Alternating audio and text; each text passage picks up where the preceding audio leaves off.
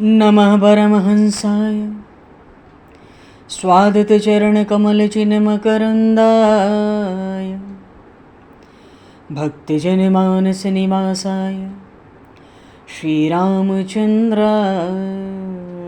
नमः।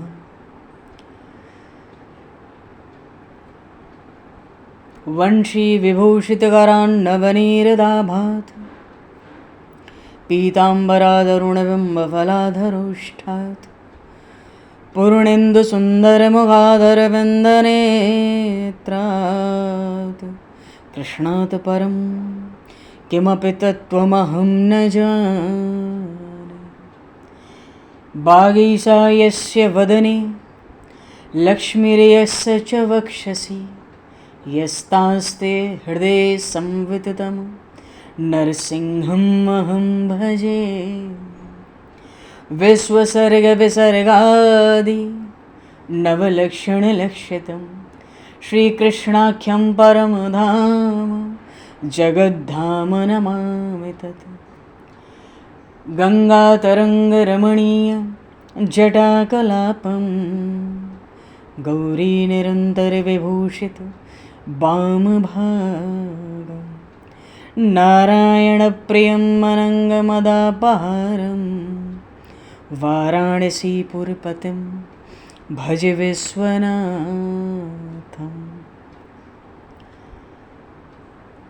प्रह्लादनारदपराशरपुण्डरीक व्यासेऽम्बरीशशुकशौनकभीष्मदालभान् रुक्माङ्गदेऽर्जुनवसिष्ठविभीषणादीन् एतानहं परं भागवतान् नमाम्यहम्।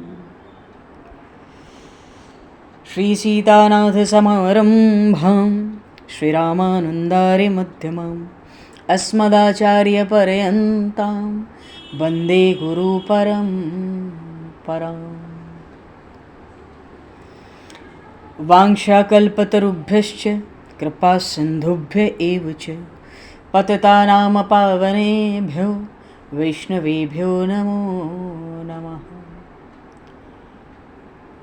योगेन्द्राय नमस्तस्मै शुकाय ब्रह्मरूपिणे संसारसर्पदष्टमयो विष्णुरात्ममुच्यते। नारायणं नमस्कृत्य नरं चैव नरोत्तमं देवं सरस्वतं व्यासं ततो जयमुदीरये।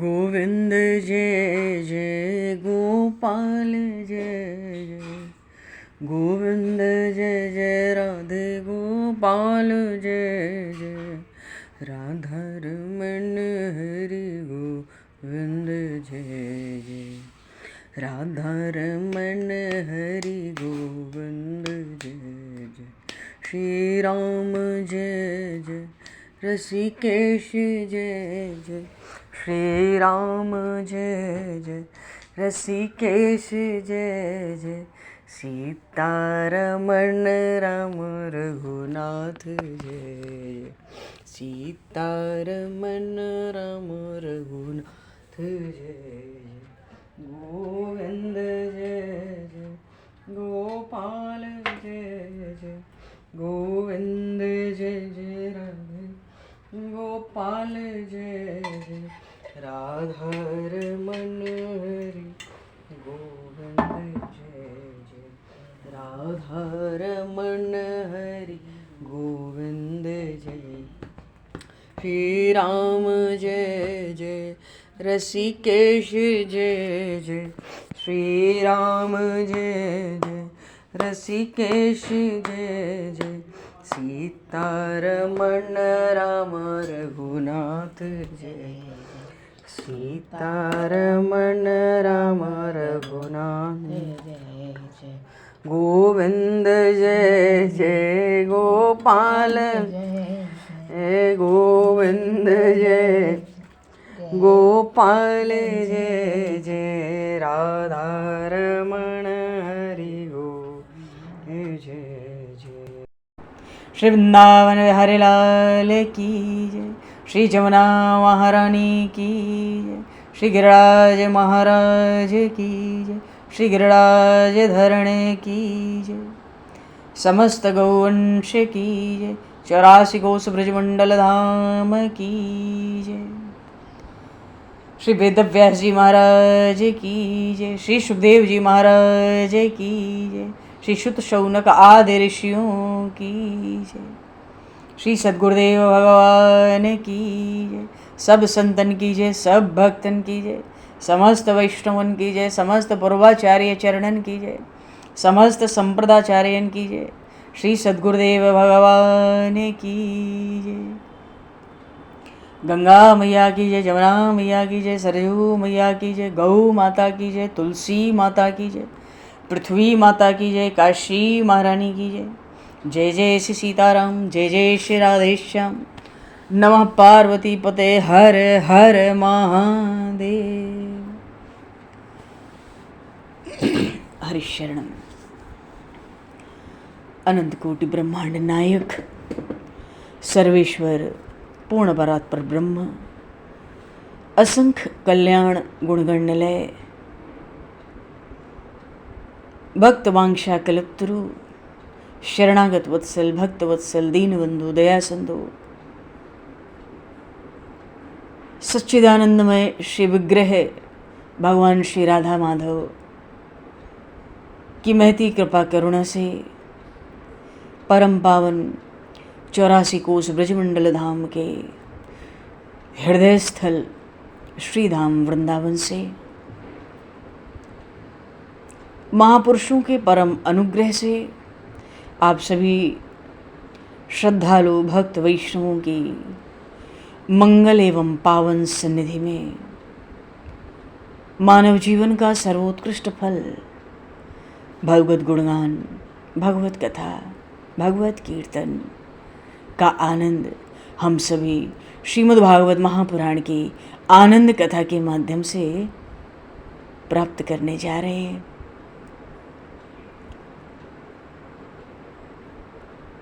सर्वप्रथम आप सभी भक्तजनों के श्री चरणों में भगवत भाव से सादर वंदन, सादर नमन। आप सभी को यथा योग्य जय सिया राम, जय जय श्री राधे, हरि शरणम। जय हो, जय जय श्री राधे, सभी को जय सिया राम, जय हो भगवान, जय हो श्री राधे, श्री राधे, जय जय जय जय। कासाय वस्त्रं मणिहारभूषितं सिंहासनस्थं श्रितभक्तव्यापितम् अनाथनाथं करवीरवासनं श्रीकृष्ण गोविंद शरणं प्रपद्ये। श्रीकृष्ण गोविंद मनसा स्मरामि। पूर्व प्रसंग में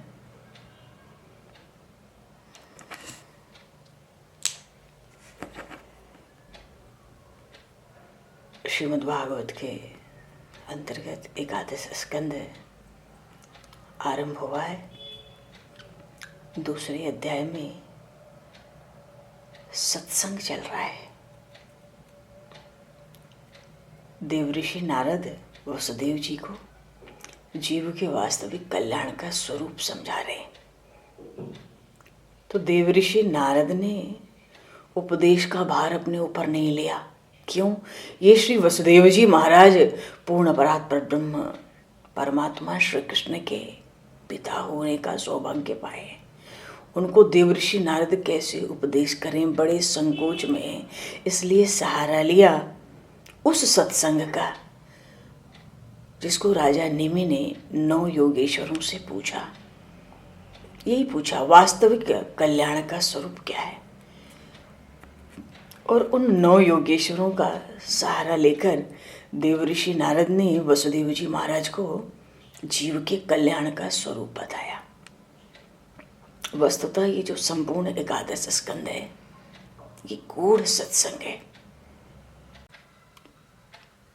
हरिनाम के योगेश्वर ने कहा था, सर्वभूतेषु यः पश्येद भगवद भावमात्मनः भूतानि भगवत्यात्मन्येष भागवतोत्तमः।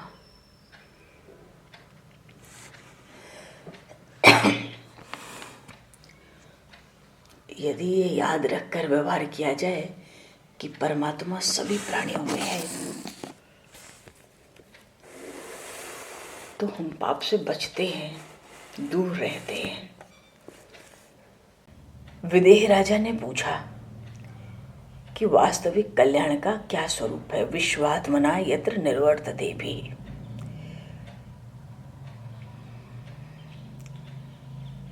वास्तविक कल्याण कैसे मिले? हमको भी तो अपना वास्तविक कल्याण करना है।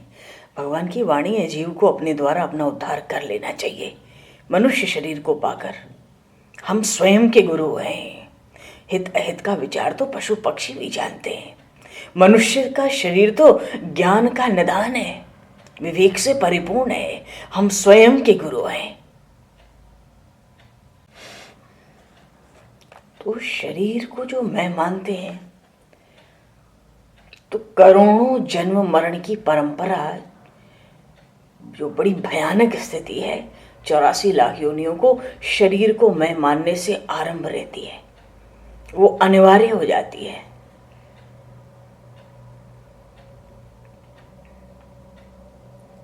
तो शरीर को मैं मानकर इतनी महाभयानक स्थिति आती है, तो जो इस बात को जान लेता है वो डर से विषयों को त्याग देता है, उसके अंदर वैराग्य आता है।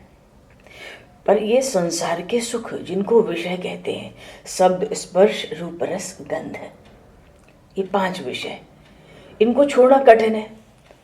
तो सरल उपाय क्या बताया नौ योगेश्वरों ने? वेदों ने हरिभक्ति उत्पन्न की। एक एक इंद्रिय से भगवान का यजन। 11 इंद्रियां हैं, उपस्थ और वायु से कोई काम नहीं होता, कोई क्रिया नहीं होती। हम कोई क्रिया नहीं करते ऐसे। उनका तो कमर के नीचे इंद्रियां हैं, उनका क्या भक्ति में काम है? वो तो अपने कर्म में लगी रहती हैं स्वतः। तो 11 इंद्रियों में 9 बची। 9 में मन एक इंद्रिय है जो ज्ञानेंद्रिय भी है, कर्म इंद्रिय भी है। मन से हमें ज्ञान भी होता है और मन से हम कर्म भी करते हैं।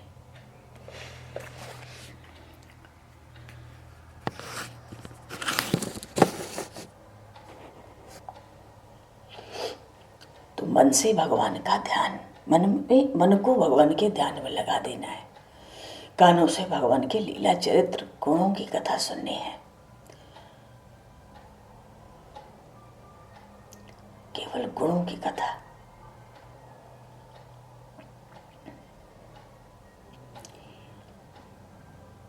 जिह्वा से भगवान का नाम लेना, रात दिन हरि कीर्तन करना, ये जिह्वा से हरि की पूजा है। पैरों से देव मंदिर देवालयों में जाना, दर्शन करना। नाक से प्रभु के चरणों पर चढ़ी तुलसी की सुगंध लेना। चरणामृत का तो नित्य नियम से ग्रहण होना चाहिए। पेट में भगवान का लगाया हुआ प्रसाद जन्म मृत्यु के भय से हमें बचा लेता है। जिसको भगवान में सुंदर भाव है, जो भगवान के प्रेम में ओतप्रोत है, जो उनका खंड भजन करता है, उसको भाव के बंधन कभी कष्ट नहीं देते। ये भाव संतों पर कष्ट नहीं देता। वेद शास्त्र पुराण सब इस बात के साक्षी हैं। तभी तो भगवान ने हैं चतुर्भुज, 4 हाथ ऊपर उठाते हैं, कहते हैं मैं केवल शुद्ध भक्ति के ही वश होता हूँ। शुद्ध भक्ति। और भगवान श्री कृष्ण ने उद्धव जी को 3.5 श्लोक में शुद्ध भक्ति का उपदेश दिया। सबसे पहले कहा श्रद्धामृत कथायाम में शश्वल मथन कीर्तनम परनिष्ठा च पूजायाम स्तुतभिस्तवनम मम आदरः परिचर्यायाम सर्वांगैर अभिवंदनम मद्भक्त पूजा व्यधिका सर्वभूतेषु मनमतिः मदर्थे अंग परित्यागो भोगस्य च सुखस्य च। शुद्ध भक्ति, भगवान कहते हैं केवल शुद्ध भक्ति से भक्त के वश होता हूँ। और उसकी पहली बात है श्रद्धा अमृत कथायाम में, भगवान की अमृतमयी कथाओं का सेवन, उन अमृतमयी कथाओं का, चरित्रों का रसपान, रसास्वादन।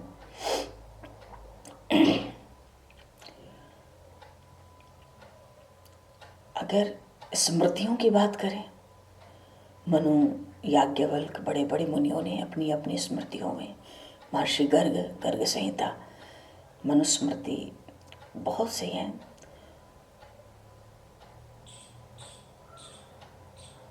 वर्णाश्रम का प्रतिपादन किया है, आत्म प्राप्ति के उपाय भी बताए हैं।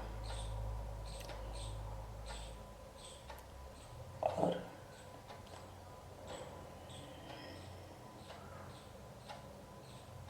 देखो, गोपी हो, ग्वाल हो, गजेंद्र हो, अम्बरीश हो,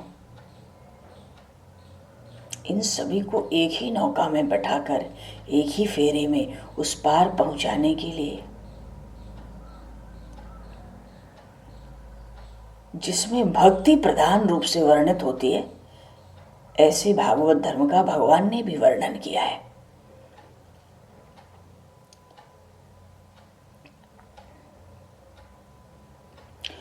तो भक्ति तो प्रधान है, कोई कमी रह जाती है तो गुरु की वाणी से उसकी संभाल हो जाती है, जन्म मरण का चक्कर पूरा हो जाता है। भक्ति भाव होता है इसलिए डूबने का भय नहीं रहता, अंतकाल में नहीं, ये भय बहुत पहले ही छूट जाता है। जीव पूर्ण रूप से भगवान का जब हो जाता है, छूट जाता है सब। पर जहां वो पहुंचता है ना, वो वहां स्वयं ही रहता है, बिना तारे तर जाता है। तो बिना प्रयास के ब्रह्म स्थिति प्राप्त हो, इसलिए भगवान नारायण ने भक्ति को प्रकट किया है। योग आदि में तो बड़े विघ्न पड़ते हैं, लेकिन सद्भाव और प्रेम पूर्वक भागवत धर्म का आचरण करने से वो पुरुषोत्तम भगवान नारायण सदा संतुष्ट रहते हैं।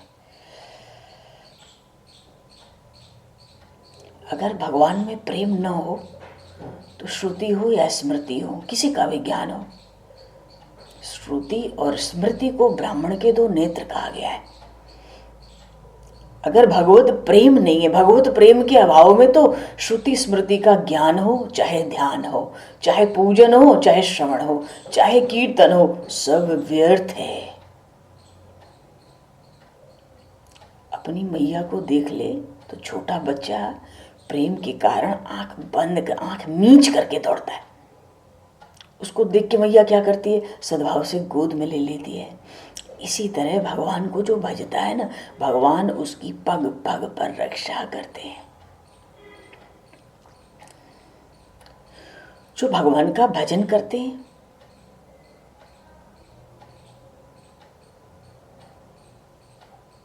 वो जो वर्णाश्रम है ना, अस्तित्व ही समाप्त हो जाता है, कर्मों का नाश हो जाता है। कर्म बढ़िया हो चाहे खराब, बंधन तो है ना, कर्म तो रस्सी है, जबरदस्त बेड़ियां हैं, छूटने वाली नहीं होती भवन।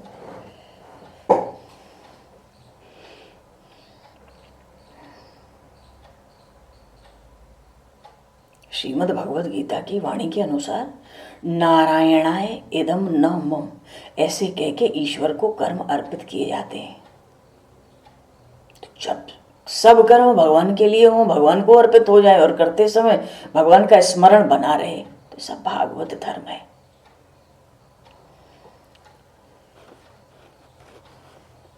इसलिए जो भक्त होता है ना, भक्ति में कोई बाधा तो ऐसी आती नहीं। यहाँ तो मन की प्रधानता है, मन भगवान में रहे, शरीर तो जो लिखा है प्रारब्ध होगा। इसलिए भक्त हमेशा निष्पाप रहते हैं, सदा ही निष्पाप है।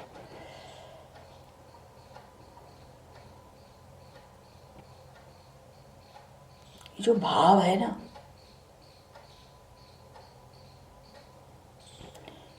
जीव अगर भावरूप हो जाए तो तुरंत ही स्वयं देवता हो जाता है।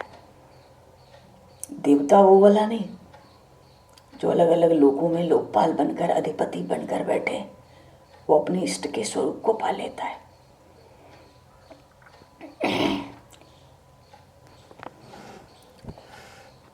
मन, दृष्टि, श्रवण, अहंकार का अर्पण, मन का अर्पण, दृष्टि का अर्पण, कानों का अर्पण, अहंकार अहम का, मम का, सबका अर्पण, सब भगवान को हो जाता है। केवल तटस्थ रहने को जो लोग समाधि कहते हैं, उनकी बुद्धि ठगी हुई है। वो सच्ची समाधि नहीं होती, वो तो केवल मूर्छा है।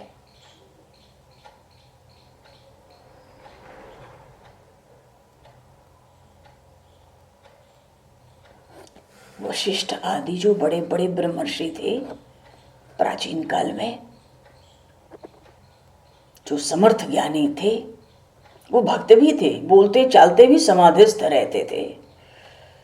याज्ञवल्क्य जी का समाधि संबंध देखो कितना दृढ़ था। देवर्षि नारद का समाधि ज्ञान विनोद करने से भी नहीं जाता। स्वयं तर्के भी ये महापुरुष जनता को उद्धार करने के लिए शुकदेव वामदेव के रूप में प्रकट हुए।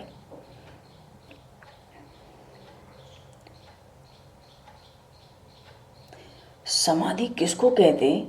सब जगह संबुद्धि रहे, इसी को तो भागवत धर्म कहते। कण कण में परमात्मा का दर्शन, भगवत भाव, इतने ही है भागवत धर्म। तो जिनकी सर्वत्र समबुद्धि है, समदृष्टि है, जिनके पास कर्म अकर्म का अज्ञान बाधक नहीं होता, उसी स्थिति का नाम परम समाधि है। जिसकी बुद्धि भगवान श्री हरि के भजन में लगी रहती है, उसके सब कर्मों में समाधि ही है। भैया हमारे मन की अस्वस्थता शांत हो जाए और क्या चाहिए? मन की अस्वस्थता शांत हो जाए, उसी को परम समाधि जानना चाहिए। भगवान के चरणों में जाकर जब मन स्थिर हो जाता है ना, मन स्वस्थ हो जाता है। पर निष्काम कर्म चालू रहते हैं, तो बुद्धि से वो सब कुछ परमात्मा को अर्पित होते रहते हैं। कर्म कहाँ छूटते हैं? नहीं।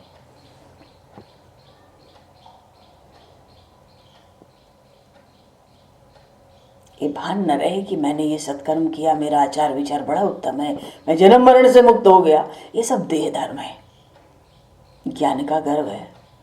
पतन होगा, निश्चित होगा। पारस पत्थर का जिस जिस वस्तु से स्पर्श होता है, 100% वो वस्तु शुद्ध स्वर्ण बन जाती है। ऐसे ही भक्त शरीर के द्वारा जितने कर्म करता है ना, वो सब परब्रह्म स्वरूप ही रहते हैं। क्योंकि कर्म करता है भगवान के लिए, करते समय स्मरण रखता है परमात्मा का ही, और करने के बाद कर्म पूरा हुआ, उसमें सिद्धि हुई चाहे असिद्धि हुई, जो भी हुआ कोई मतलब नहीं, कर्म पूरा हुआ, भगवान को अर्पित कर दिया। तो स्वाभाविक रूप से ही सब कर्म सहज ही ब्रह्मार्पण हो जाते हैं। इन 9 योगेश्वरों ने भक्ति की विशेष महिमा आरंभ में बताई है, और ये भी कहना चाहा है, मानो कि समाधि में बैठने के लिए कष्ट उठाना पड़ता है। योगियों को, तपस्वियों को, ज्ञानियों को, उनको शरीर को बड़ा कष्ट देना पड़ता है संयम के लिए, इंद्रियों के निग्रह के लिए, चित्त की वृत्तियों के निरोध के लिए। पर भजन में तो पहले दिन से आनंद शुरू हो जाता है, एक एक इंद्रिय से भगवान का यजन।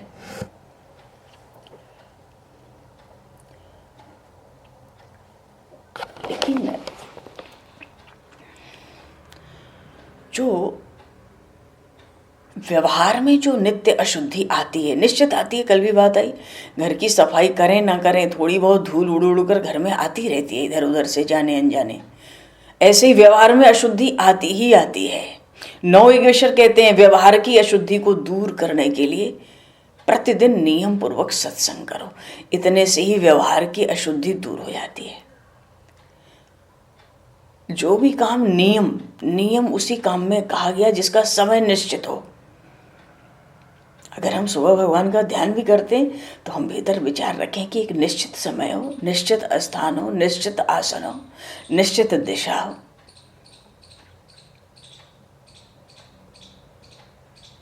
प्रभु को भी पता रहता भाई चलना है, समय हो रहा है उधर भी। नियम वही है,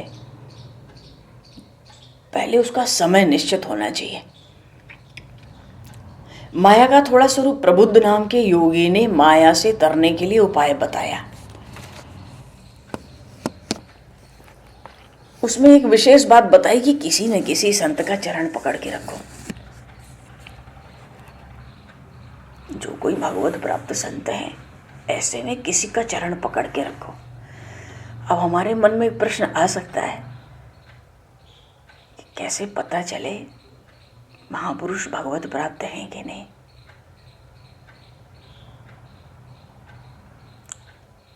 तो पहला लक्षण तो भैया यही है, उभागद्गदा द्रवते यस्य चित्तम।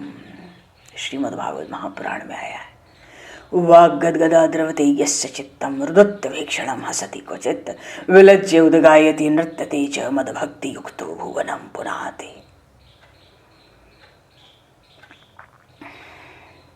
जिसको परमात्मा की प्राप्ति हो ठिकाने नहीं रह सकता, सावधान नहीं रह सकता, वो सावधान नहीं रह सकता।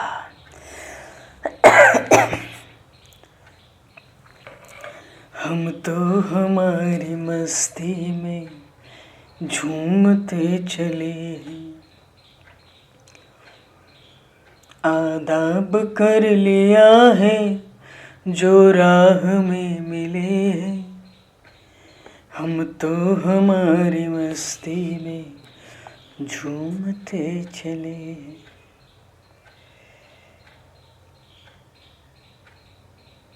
क्योंकि शास्त्रों में आया ना, पानी पीजिए छान के, गुरु कीजिए जान के। शब्द ब्रह्म और नाद ब्रह्म का निष्णात सदगुरु होना चाहिए, उसका आश्रय। तो अब ऐसे महापुरुष ना मिले, हमें ना समझ आवे तो क्या करें।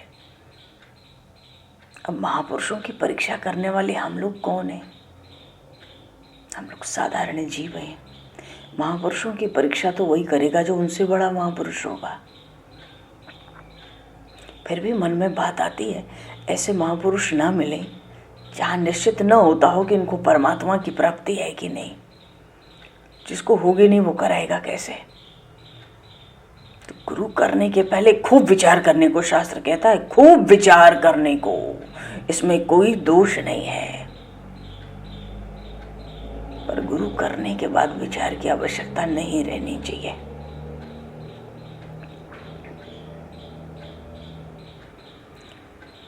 पर माया से छूटने के लिए किसी न किसी महापुरुष का चरण पकड़ना है। जो भगवत प्राप्त महापुरुष हो, तो हम लोगों की दृष्टि में सैकड़ों महापुरुष ऐसे होंगे जो भगवत प्राप्त हैं। भले वो आज ना मालूम पड़ता हो, 200, 400, 600, 800, 1000, 1200, 2000, 6000 वर्ष पूर्व हुए होंगे। हम किसी भी महापुरुष का चरण पकड़ सकते हैं, अपनी श्रद्धा से पकड़ नहीं सकते, पकड़ना ही चाहिए। बिना किसी द्वंद्व में आए, पुरों में कोई महापुरुष, कोई भक्त जो अच्छा लगता हो, पर जो अच्छा लगे, जिसके चरण पकड़े, उसके जीवन के सिद्धांत हमारे जीवन में धीरे धीरे आने चाहिए। उसके भजन की पद्धति, उसके नाम की पद्धति वो हमारे जीवन में आएगी, आनी चाहिए। क्या संत का चरण पकड़ते वो आने लगती है सहज। महापुरुष बहुत दयालु होते हैं, भगवान की दयालुता तो सुनते हैं, महापुरुषों की तो प्रत्यक्ष प्रकट है। महापुरुष हमेशा ही विराजमान है। तो किसी न किसी महापुरुष का बड़ी सहजता से चरण भीतर से पकड़ के रखना चाहिए। महाराज ध्यान रखना, महाराज ध्यान रखना। कोई भी जीव वेद शास्त्र का कितना भी बड़ा ज्ञाता क्यों ना हो, लेकिन भक्ति से रहित है, तो ब्रह्म ज्ञान प्राप्त नहीं होगा। अब ये बात अपच भी लग सकती है, पर अपच तो हमें तभी लगे अगर हमारा अनुभव हो। यदि वहाँ तक हमारा अनुभव नहीं है तो शास्त्र की मर्यादा में रह के शास्त्रों के महापुरुषों की वाणियों का हमको श्रवण करना चाहिए। कोई भी जीव वेद और शास्त्र का कितना भी बड़ा ज्ञाता हो, भक्ति नहीं है तो ब्रह्म ज्ञान नहीं होगा।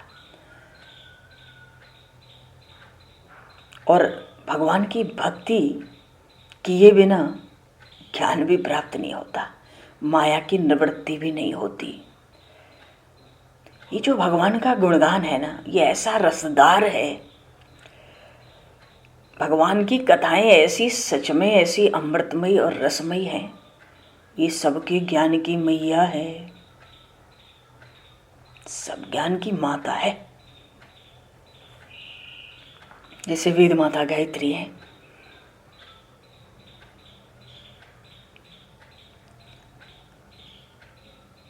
तो भगवान का जो रसमय गुणगान है ना, भगवान की जो अमृतमय कथाएं हैं ना, सब ज्ञान की माता है। कैसे? हरिनाम की गर्जना से माया जान लेकर भागती है।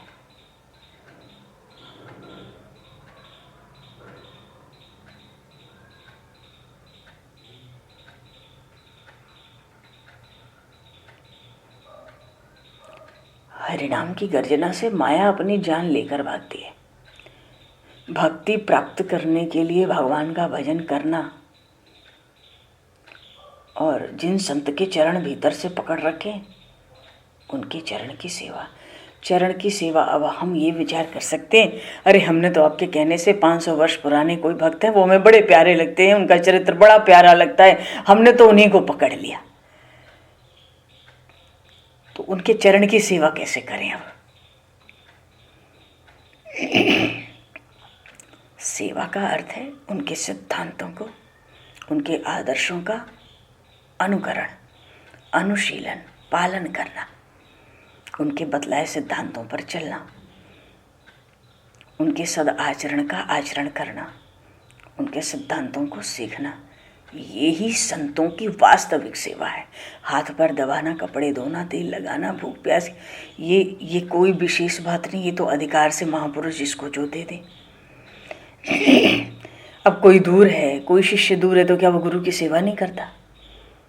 अगर गुरु जी से दूर हो तो गुरु जी से कोई आज्ञा ले लो अपने लिए, महाराज हमारे लिए कोई आज्ञा बताओ, कोई सेवा बताओ। अब चाहे जहाँ रहो, देश विदेश पड़े रहो, आज्ञा पालन करो, नियम में रहो।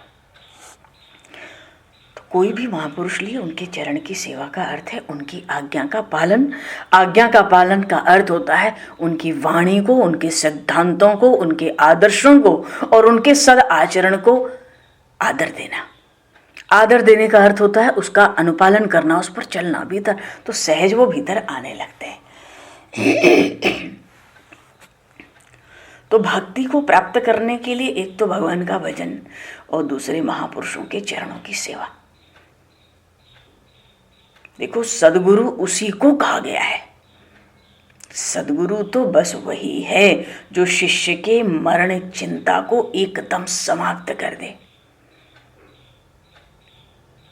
अब हमें लगे कि भैया हमें तो मिल चुका गुरु, अब तो मिलेगा ही नहीं। जितने गुरु किए, कोई ये नहीं कहता कि हमारी मरण चिंता खत्म हो गई, पर शास्त्र कहता है सदगुरु वही है जिसकी मरण चिंता सदा सदा के लिए समाप्त हो गई। अब क्या करें? कुछ नहीं करना है। जहाँ श्रद्धा बनी है बनाए रखना है, और श्रद्धा में टाल मटोल हो तो हृदय से 2, 4, 500 वर्ष, 1000 वर्ष, 1500 वर्ष, 2000, 2-4 वर्ष पूर्व किसी महापुरुष को अपना भीतर से गुरु मान के चरण पकड़ ले।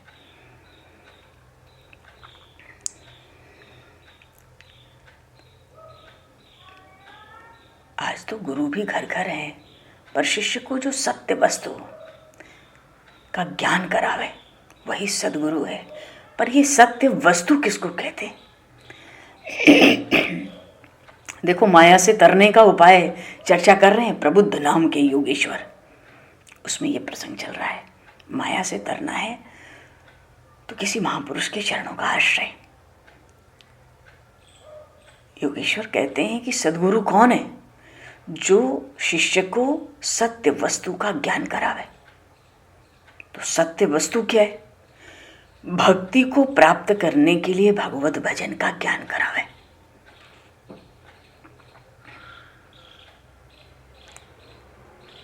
ये इसलिए नहीं कहा जा रहा है कि अपने राम को भक्ति का पक्ष है। भक्ति का पक्ष है तो ज्ञान का भी पूर्ण आदर है। ये संतों की कृपा है। फिर भी भक्ति को प्राप्त करने के लिए जो भगवत भजन का ज्ञान है वही सत्य वस्तु है और वही सद्गुरु है। अगर करोड़ों निष्काम पुण्य हमारा उदय हो जाए, करोड़ों निष्काम पुण्य पहले का, और भीतर अगाध वैराग्य का प्रागट्य हो जाए और दिन प्रतिदिन विवेक का ज्ञान होने लगे, जब 3 स्थितियां बनती हैं ना, तो सद्गुरु की कृपा तुरंत हो जाती है।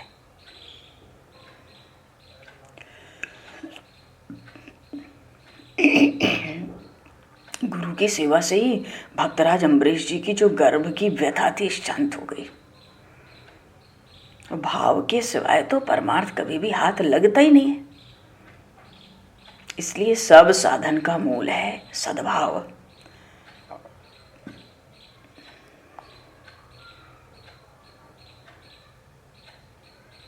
तो मन का नियमन हो जाए और फिर भजन हो तो अभय वाली स्थिति आती है।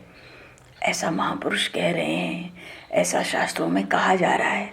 मन का नियमन माने संयम करके, मन को नियंत्रित करके। उन्हें तो बैठे हैं राम राम करने, मन तो 100 जगह दौड़ रहा है। जन्म जन्मांतर में दौड़ा, पता नहीं ये थकता क्यों नहीं है।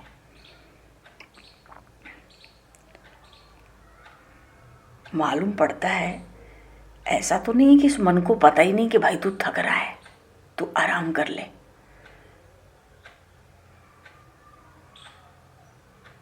तो मन से भी कहना पड़ेगा ना अपने, अरे भैया मन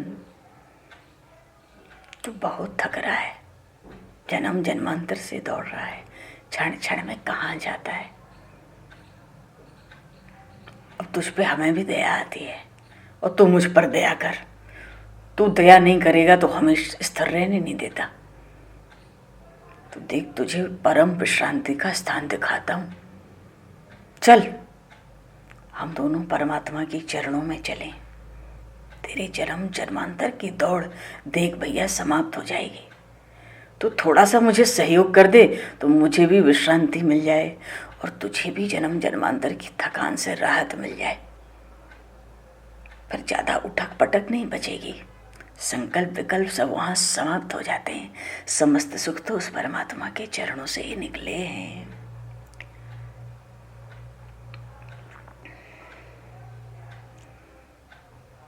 ये संसार झूठा है, बिल्कुल पूरा प्रपंच झूठा है, फिर भी सच मालूम पड़ता है।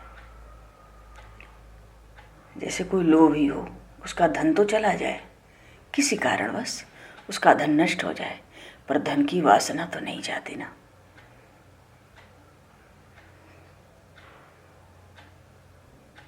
इसलिए वो लोभी क्या करता है, मन धन नष्ट हो गया, मन में बार बार धन की याद करता है, तो मूर्खता ही तो दिखाता है।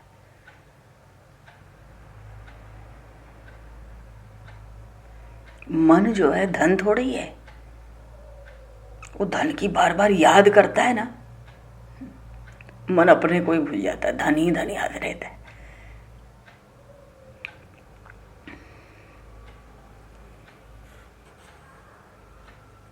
तो मन का निरोध करने के लिए महापुरुषों की वाणी पर निष्ठा खूब सुंदर चाहिए, तब बात बने।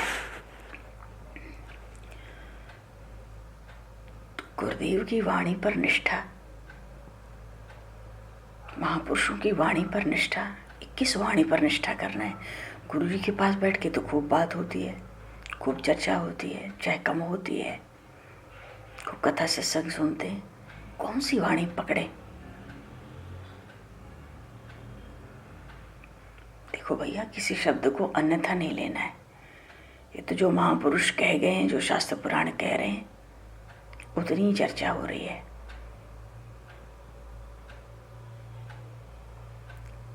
गुरु की किस वाणी पर निष्ठा करना है? केवल वो एक वाणी है। वेदों से, उपनिषदों से, शास्त्र, दर्शन, इतिहास, पुराण सब में एक ही। दूसरी बात गुरु की कही ही नहीं गई, कहीं नहीं कही गई। गुरु वाणी पर श्रद्धा, गुरु वाक्य पर निष्ठा, ये भव सिंधु से पार करता है। वो वाणी क्या है? गुरुजी शिष्य को एक बात बताते हैं,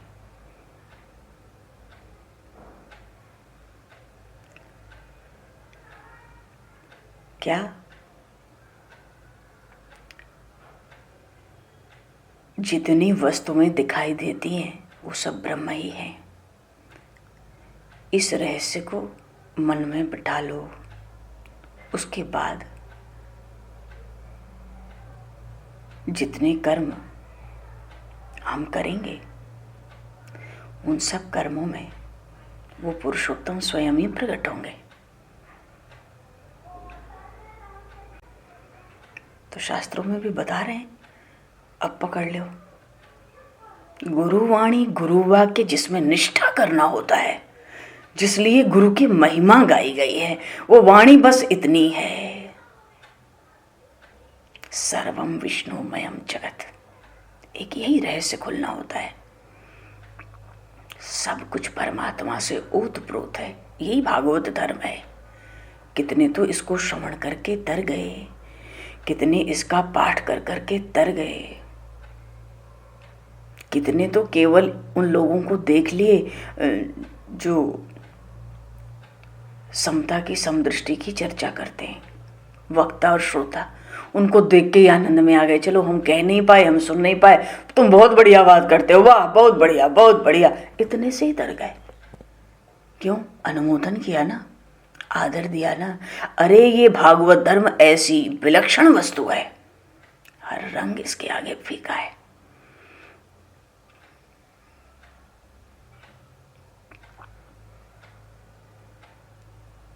ये रहस्य मन में बैठ जाए,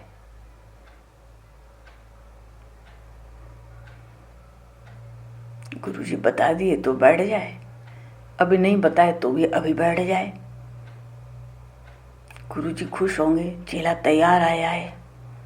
इसके साथ ज़्यादा कुछ मेहनत मशक्कत नहीं है, क्योंकि अच्छी जात का अच्छा घोड़ा होता है ना, हाँ, केवल इशारे से ही चलता है।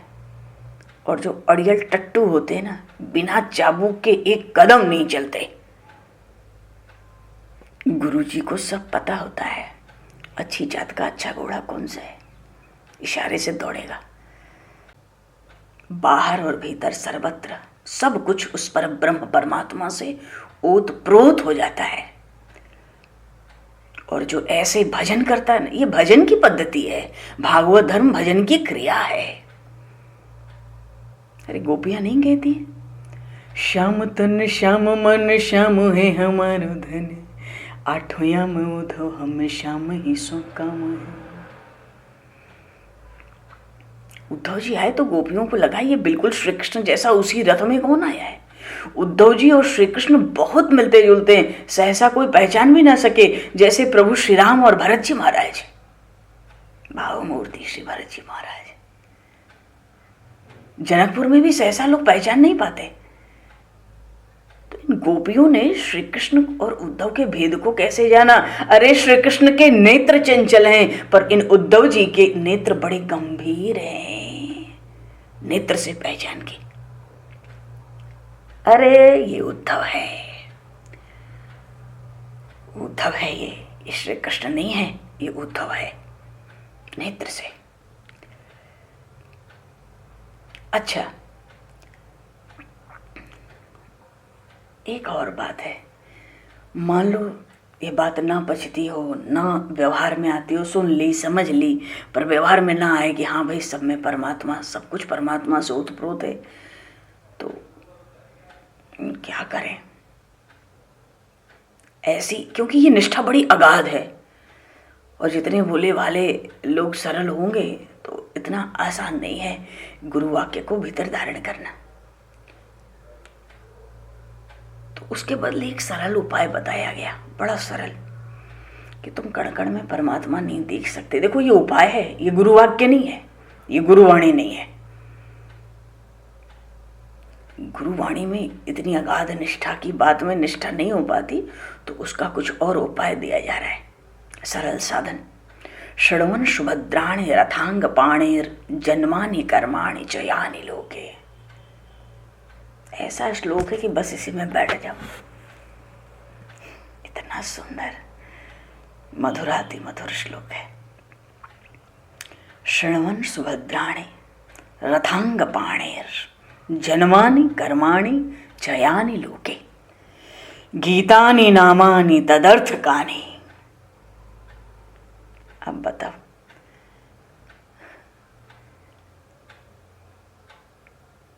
ये तो भागवत कह रहा है, गीतानि नामानि तदर्थकानि गायन विलज्जो विचरेद संगः। जो भोले वाले सीधे सरल लोग हैं, जो गुरु जी तक जल्दी नहीं पहुंच पा रहे, नहीं पहुंच पाते, या पहुंचकर भी जो लोग उतना लाभ नहीं उठा पाते, या सीधी सीधी बात जान नहीं बन पाती, ऐसे लोगों के आत्मा के उद्धार के लिए और चित्त की शुद्धि के लिए भगवान के जन्म, कर्म और गुण की कथा बड़े आदर के साथ श्रवण करनी चाहिए।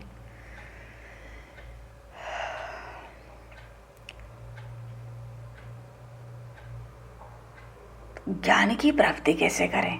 फिर भी किसी को मन हो कि ज्ञान की प्राप्ति, आत्मा का उद्धार हो गया, चित्त की शुद्धि हो गई, पर मन में यह बात थी कि ज्ञान की प्राप्ति होती है हमें, उसका भी उपाय है। क्या? जितने अत्यंत अद्भुत और संसार के लिए, हमारे लिए उपयोगी जो वचन है, जो वाणी भगवान ने स्वयं अपने श्रीमुख से कही है, उन्हीं को ज्ञान की प्राप्ति के लिए हमको श्रवण करना चाहिए। कल एक बड़ी सुंदर बात आई थी सामने। भगवान कहते हैं कि हमारी वाणी को जो लोग कहते हैं, उसका जो प्रचार करते हैं, उनको मैं अपने आप तक का दान कर देता हूं। अरे भगवान की भी वाणी का तो प्रचार होना चाहिए ना। तो ज्ञान की प्राप्ति की कामना है तो भगवान के अद्भुत नहीं, अत्यंत अद्भुत जितनी वाणी है, जो हमारे लिए, संसार के लिए उपयोगी है, जो भगवान ने स्वयं श्रीमुख से कही है, उन्हीं को ज्ञान की प्राप्ति के लिए सुनना है। मनन न किया जाए तो श्रवण व्यर्थ है। वेद शास्त्रों को पढ़कर ज्ञान प्राप्त होता है, पर मनन न हो तो विज्ञान प्राप्त नहीं होता। अब क्या करें बताओ? ज्ञान का अंतिम फल है विज्ञान। और विज्ञान क्या है? भागवत धर्म।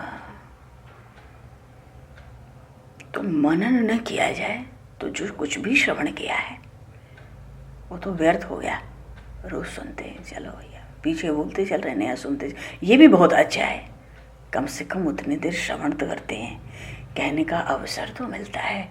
महापुरुषों की वाणी, भगवान की वाणी, भक्तों के उद्गार, ये भगवान ने बड़ी कृपा कर रखी है। तो मनन न किया जाए तो श्रवण व्यर्थ हो जाता है। तो भगवान से संबंधित जितने विषय का हम श्रवण करते हैं, भगवान से संबंधित जितने विषय का श्रवण करते हैं, जिस भी विषय का श्रवण करते हैं, उसका मनन सावधानी से करने को महापुरुष कहते हैं। क्योंकि जो श्रवण किया है ना, जो कुछ भी हमने श्रवण किया है, हम करते हैं, उसका मनन करने से ना प्राणी पवित्र हो जाता है। और हम मनन ना करें, मनन न किया जाए तो श्रवण का कुछ भी फल नहीं मिलता।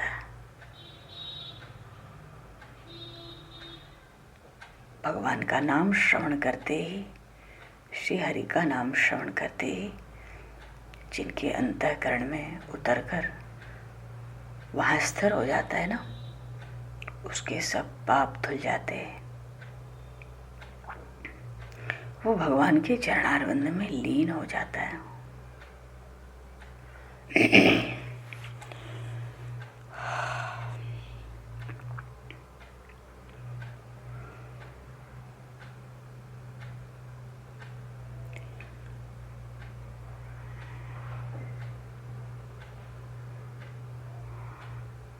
बोलिए श्री भक्त वत्सल भगवान की जय।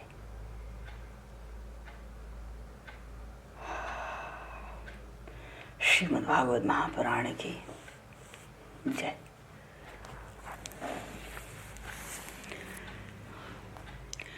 हरि नाम नहीं तो जीना क्या, हरि नाम नहीं तो जीना क्या।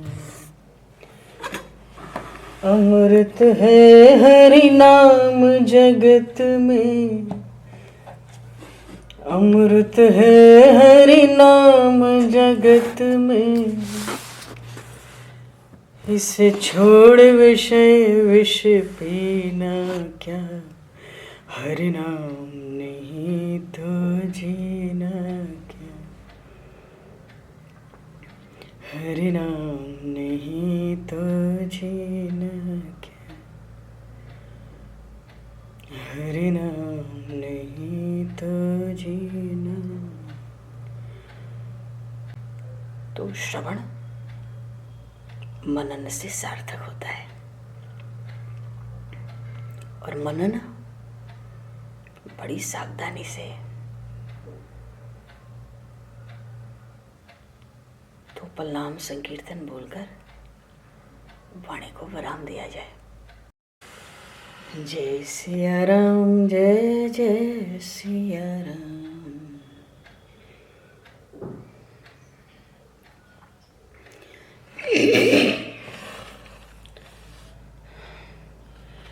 जय सिया राम, जय जय सिया राम, सिया राम।